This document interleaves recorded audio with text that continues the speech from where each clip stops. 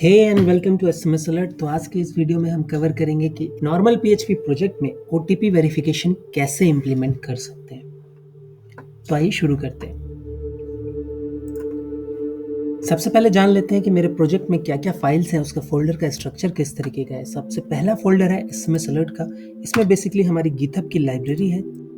इस लाइब्रेरी का लिंक मैंने डिस्क्रिप्शन में ऑलरेडी डाल दिया है, तो आप वहाँ से लाइब्रेरी को डाउनलोड कर सकते हैं। इसके बाद हमारा आता है कंट्रोलर में सारा हमारा बिजनेस लॉजिक है, जो कि हमारा प्रोजेक्ट को और एसएमएस अलर्ट की लाइब्रेरी को आपस में कनेक्ट करता है।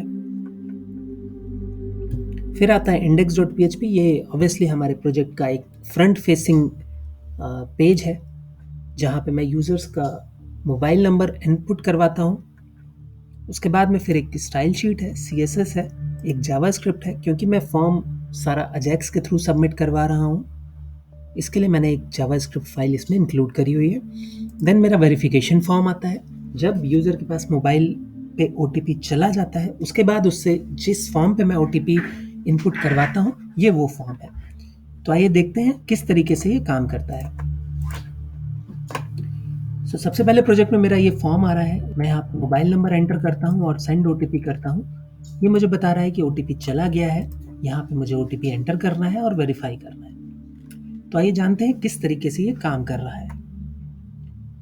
तो जैसे ही मैंने index.php पे इस इनपुट फील्ड में मैंने अपना मोबाइल नंबर एंटर करके इस बटन पे क्लिक करा, एक जावास्क्रिप्ट का फंक्शन सेंड OTP एग्जीक्यूट हुआ और ये सेंड OTP फंक्शन हमारा verification.js पे लिखा हुआ है। सो इस फंक्शन के अंदर एक अजैक्स कॉल के थ्रू यूजर का मोबाइल नंबर सबमिट हुआ controller.php पे, और उसने जो भी रिस्पॉन्स दिया वो हमने कंटेनर नाम की क्लास वाली डिव में हमने इसको रिप्लेस कर दिया। जब ये controller.php पे गया है,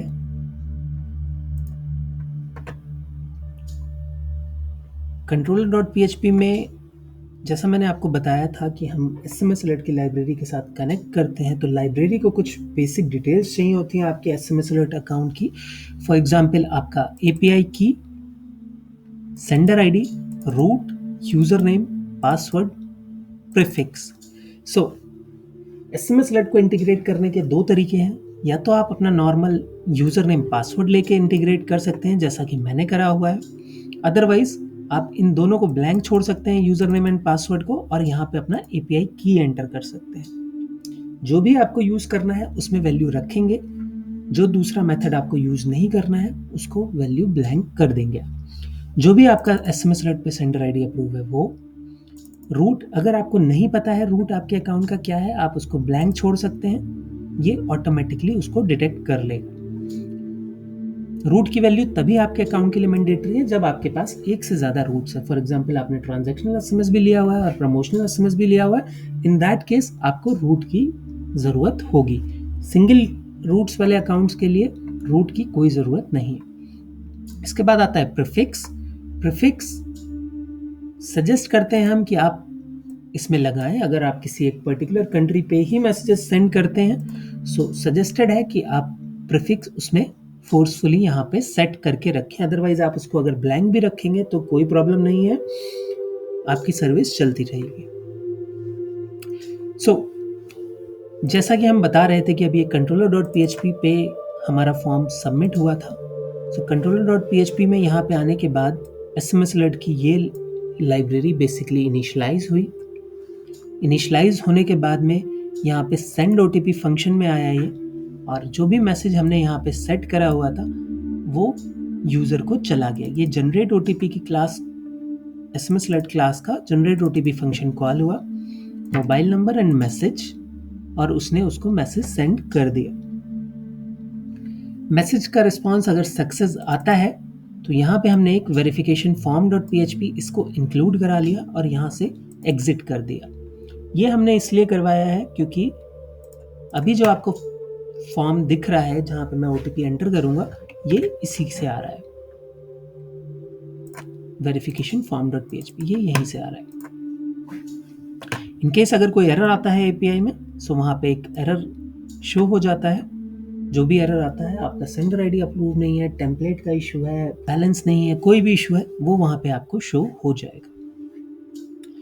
सो अभी बात ये आती है जो मैसेज मैंने लिखा OTP जनरेट कैसे हो रहा है।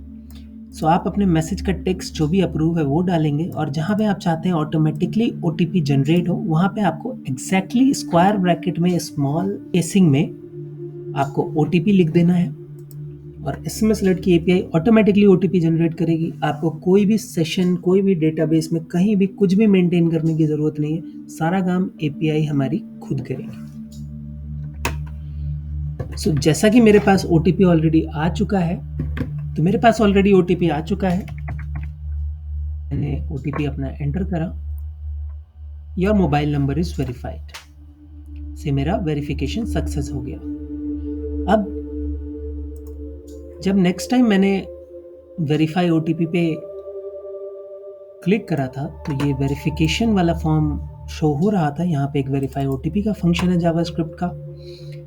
सो अगेन यहाँ पे फिर से अजैक्स के थ्रू controller.php पे डेटा पोस्ट हो रहा है। जो भी मैंने OTP एंटर किया वो यहाँ पे सबमिट हुआ और इसका जो भी रिस्पॉन्स आया वो हमने फ्रंट एंड पे शो करा दिया। तो आइए देखते हैं controller.php में ये किस तरीके से हैंडल हो रहा है। सो ये वेरीफाई OTP सेक्शन में आया था।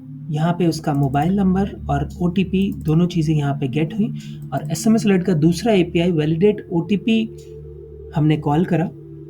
इसमें again mobile number and OTP हम सेंड करते हैं जो यूज़र ने इनपुट करा है और अगर वो सक्सेस हो जाता है, मैच हो जाता है, तो वहाँ से हमें API से सक्सेस का रिस्पॉन्स आता है और उसका डिस्क्रिप्शन में होता है कोड मैच सक्सेसफुली। तो अगर ऐसा आपको मिल रहा है इसका मतलब OTP यूज़र ने सही एंटर करा है। इन केस आपको इसके अलावा एरर या डिस्क्रिप्शन में कुछ और मिल रहा है तो इसका मतलब OTP गलत है। उम्मीद करता हूँ ये वीडियो आपको हेल्पफुल लगा होगा। इस प्रोजेक्ट का लिंक मैं आपको डिस्क्रिप्शन में डाल देता हूँ, आप वहाँ से इसको डाउनलोड करके चेक कर सकते हैं। कोई भी अगर आप फिर भी इशू फेस करते हैं आप हमें support@cozyvision.com पे कॉन्टैक्ट कर सकते हैं। जल्द मिलते हैं ऐसे ही कुछ और इन्फॉर्मेटिव वीडियोज़ के साथ। तब तक के लिए थैंक यू।